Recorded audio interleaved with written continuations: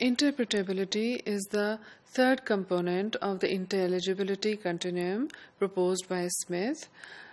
Interpretability means to understand the purpose and intent of an utterance. For example, somebody wants to congratulate somebody else on an achievement. So that is the purpose of the utterance. But the intent of the speaker may not be very sincere, and instead of showing happiness at the other person's achievement, they in fact are a little jealous of the other person's achievement. But the word congratulation, if the person is not able to interpret correctly the way congratulations are offered, the intent of the person may not be clearly understood. So interpretability means not only being able to understand the meaning of the utterance, but also the intent, the real intention behind the utterance. This level of intelligibility, or this part of intelligibility continuum, is considered the most complex and also the most important, because unless you are able to interpret other people's words in speech or writing correctly, you probably cannot claim to have completely understood the other person's message, or you cannot claim to completely understand the communication which is taking place. We have an example from an Indian English novelist, Bharti Mukherjee. If you look at this example, you will see that sometimes the writers from outer circle Englishes use certain strategies where interpretation of the text becomes easier for an international audience.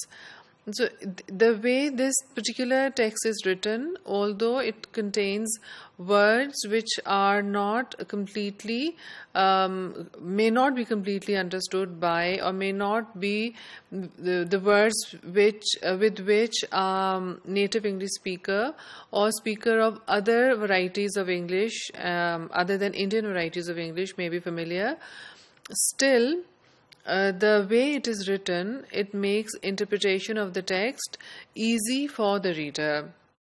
For example, the first word is Master Ji. Master Ji, the rest of the context of the novel makes it clear to the reader as to what a Master Ji is. Master is a word from the English, schoolmaster. Then we have the word Sikh. If we look at the description given of the Master Ji by the writer, for example, his long beard and long hair, etc., this description then makes the reader understand as to who a Sikh is, or what does a Sikh look like. Similarly, then we have the word Kirpan. Although Kirpan is a weapon which is carried by Sikhs, it is not identified here as an unfamiliar word. It's not in italics or anything. And again, in case of Kirpan, the writer in retrospect makes the meaning clear when she talks about it being a ceremonial dagger strapped to the chest, etc. So sometimes the writers from the outer circle use these strategies where they ensure that the text is written in such a way that interpretation of the text is facilitated, the way Mukherjee does here in her novel Jasmine.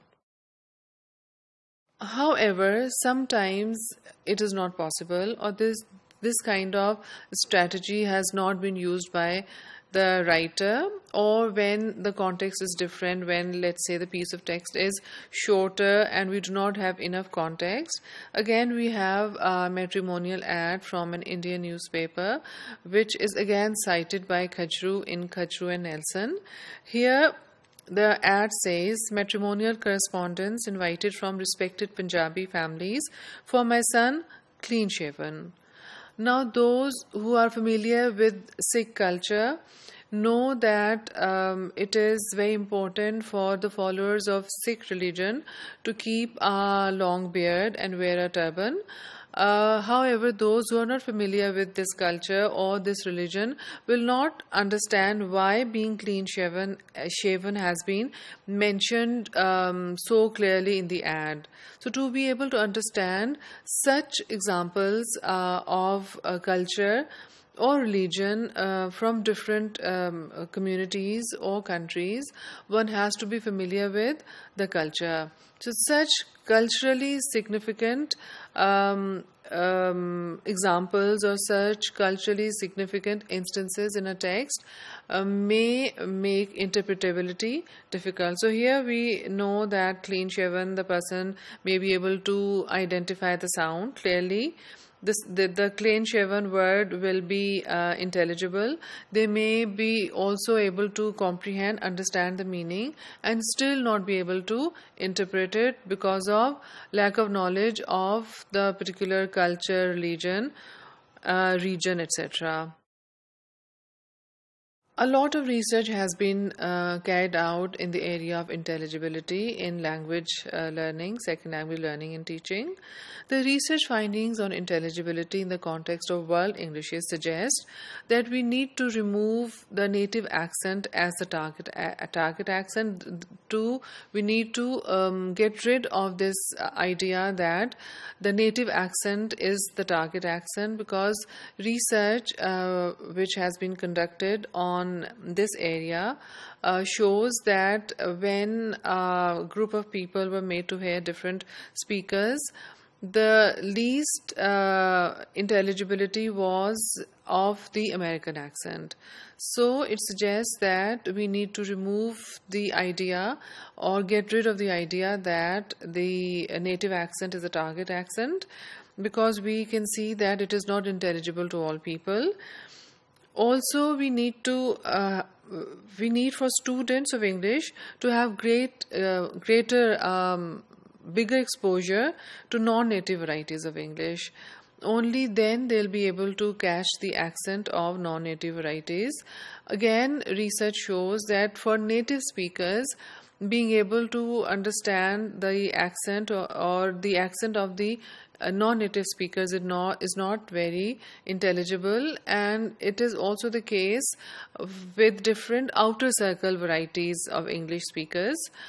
They are also not able to understand the accent of other non-native speakers of English. So the other recommendation that the research makes is that the learners of English all over the world should be exposed to a number of accents and a number of varieties. The idea behind this is that exposure to a number of varieties will help people get rid of their biases. The bias, for example, that the native accent is the best accent, etc. And they will also show more tolerance towards different varieties of English and will not only consider the native variety supreme in case of varieties of English. A wider exposure to more varieties will also enable people to comprehend international educated English.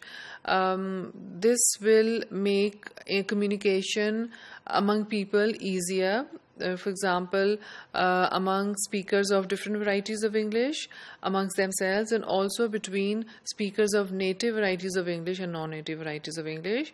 So there is a dire need to increase the exposure of learners of English or speakers, users of English all over the world, increase the exposure to different varieties of English.